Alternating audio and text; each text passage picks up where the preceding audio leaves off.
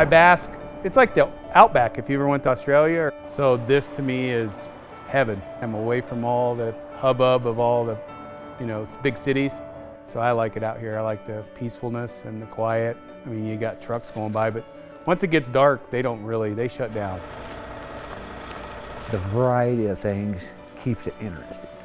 I'm not a desk jockey, and none of my guys here are desk jockeys. We like to get out and do physical work, and I mean, we're not doing shoveling ditches all day, but we're doing physical work and driving up and down the road. And sometimes, assisting a stranded motorist is really gratifying. You have babies in the car and they run out of gas, and you've got to go assist them and stuff like that. It makes you feel good. You're a lone worker, but you have a crew that are the same, but they come together when need be to accomplish a task. Well, you got to be a little bit of a jack of all trades type person, maybe a little bit of a master on some. You have to have some background. Just being able to work alone and with teams.